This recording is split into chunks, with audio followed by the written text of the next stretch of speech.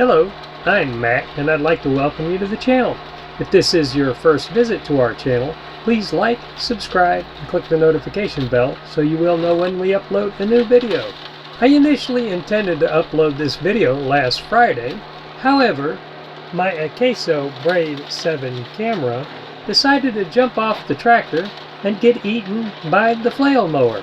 So I'm a little behind in posting this video, and I will get to that experience towards the end of this video, but for now we will talk about the flail mower and using it with this Massey Ferguson 2860E tractor with a hydrostatic transmission versus using it with the Massey Ferguson 2605H with a geared transmission.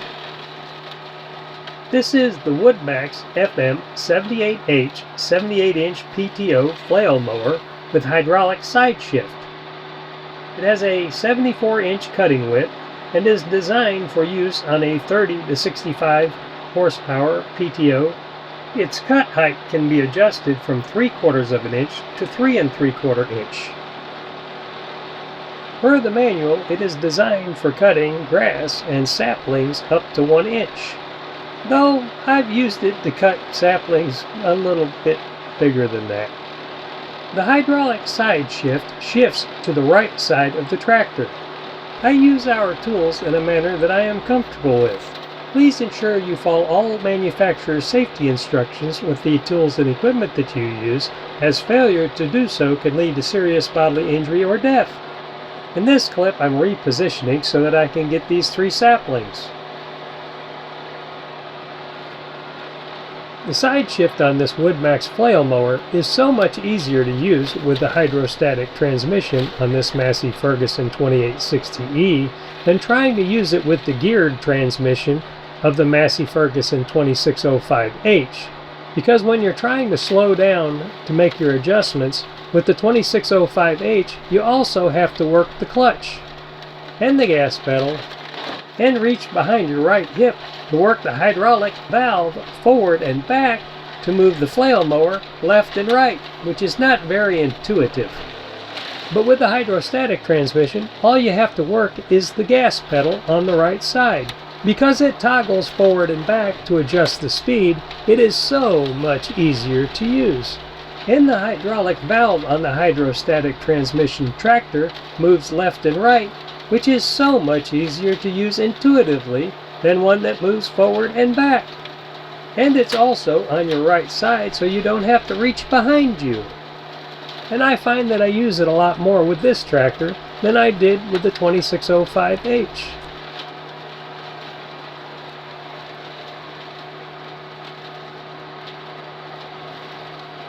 I usually start cutting a row by shifting the side shift as far as it will go to the right before I start the row, and then move it away from the trees as I come up to it while driving as close to the trees with the tires as I can.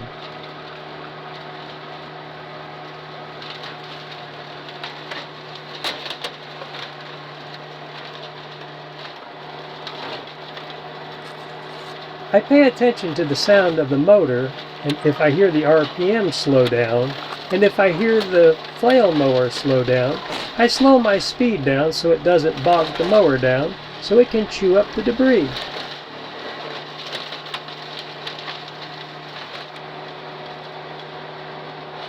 Here I'm lifting the flail mower up to go over a log that I missed getting out of the way from the edge of the tree line.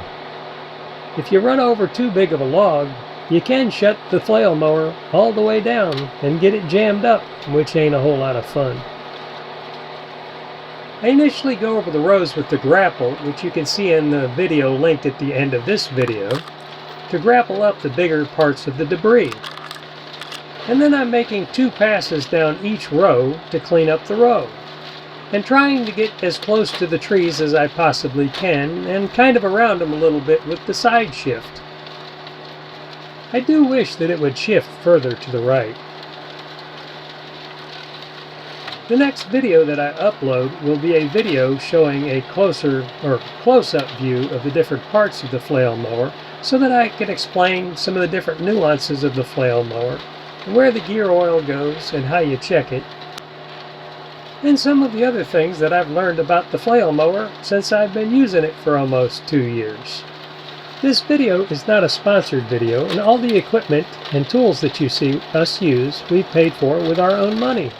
If you enjoy the content and would like to help us out, please like and subscribe.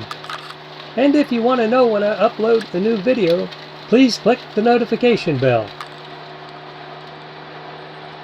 And here's where the camera decided to pick a fight with the flail mower. I kinda guess you could figure out who probably won this battle.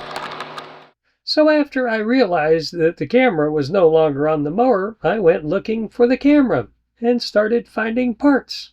And this was the first part I found, which is part of the magnetic mount that I had it sitting on, which you can see is kinda chewed up. Then I found this piece, which was about 50 yards away from the first piece. And this piece is a mount that goes around the camera to hold it in place on the camera stand. So then I walked around a little bit more and found all of these other pieces, and here's a compilation of the parts that I found scattered throughout the yard. And after finding all of these pieces, one wouldn't have much hope in finding much else left from the camera. But while I was walking around looking for it, I did a little bit of praying and asked God to help me find it. And when I didn't initially find it, I at least asked him to help me find the card so maybe I could get some video. And usually when I ruin a piece of equipment, I have a tendency to get kind of upset. But for some reason, I really didn't get upset when this camera got ate. I just said to myself, well, I guess God didn't want me to get this video today. So then I went back to working on flail mowing the rest of this section of my yard. And then several days later, after we had a rainstorm, which dumped probably about 3 inches of rain on our property, I had to move one of our game cameras and was walking back through the area where I lost my camera, where it was eaten by my mean little flail mower. And I looked down on the ground, and can you imagine my surprise when I saw this? Now I am speculating, but I believe it was probably thrown up into a bush after it was ripped out of its mount, because I walked this area thoroughly and it wasn't there. But here it is several days later, and it actually still works. I had to use a program to recover the video from the last clip, but that's the last clip that you watched, and the end of that clip was when it fell off the tractor. And miraculously, and yes, I'm saying miraculously, because if you look at all of those other parts, it shouldn't be in one piece. It was saved for me to find, and to use, and to create this video. And here's a picture of the results of my efforts with using the flail mower, along with the combination of the grapple and the tractor to clear up the rows of my trees. I will follow this up with my zero-turn mower and my brush attachment for my weed eater to finish cleaning this up, and it'll end up looking about like this. If you have any questions or comments, please leave them in the comments section, and I do answer all of my comments. Thanks for watching, and may you have as blessed a day as I have.